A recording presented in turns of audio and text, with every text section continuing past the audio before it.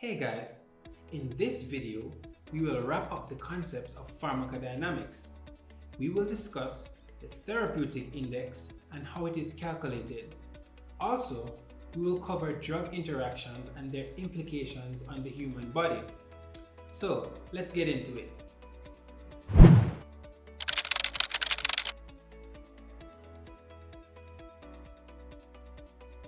We must first define some key terms as follows. The Emax is the maximum drug response that can be achieved.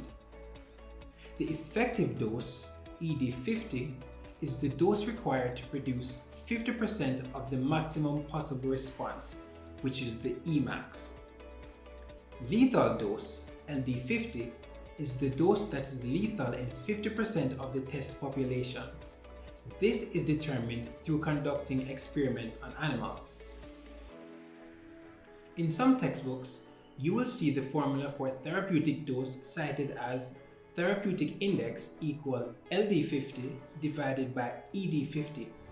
It is important to note that this is only used when conducting calculations for animal subjects.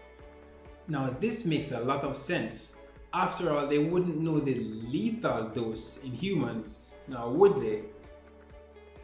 Therefore, in human subjects, the formula which is used is therapeutic index equal TD50 divided by ED50, where the TD50 is the dose that will be toxic to 50% of the test population. Now this is a metric they can obtain from the human population. They do this by conducting clinical trials. What does this therapeutic index mean?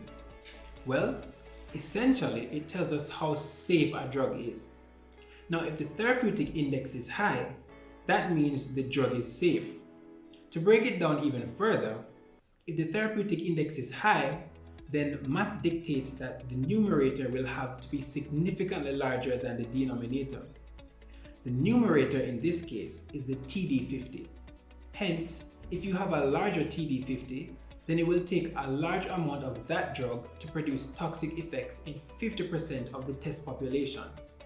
As a result, these drugs are classified to be safe and can be administered without having to monitor the patient closely. These drugs include penicillin, macrolides, quinolones, and glucocorticoids.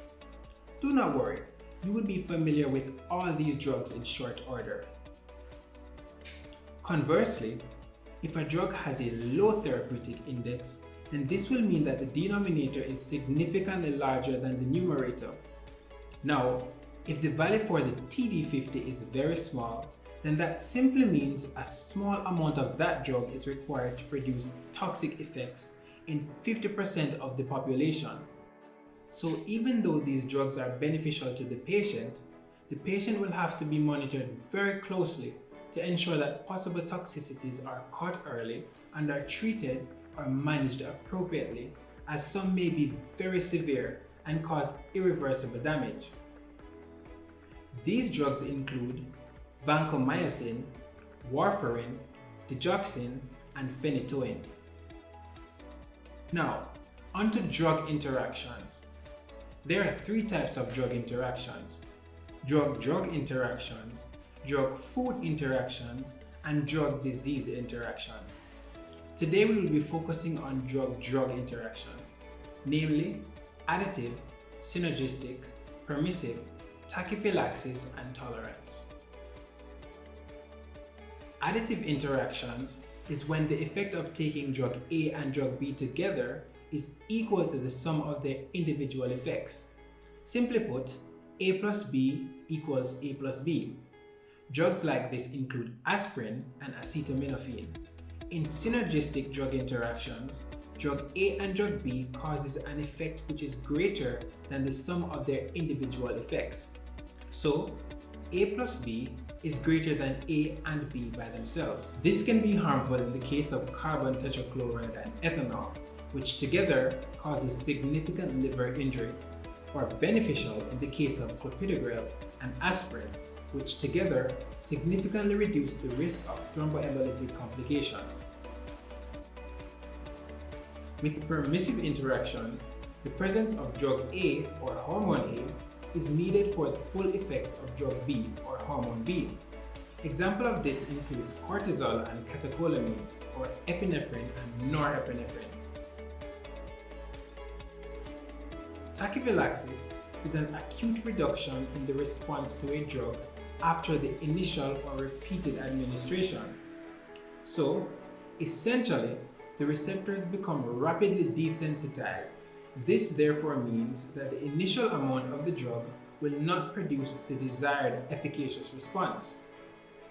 These drugs include nitrates and other centrally acting drugs such as MDMA or ecstasy and LSD.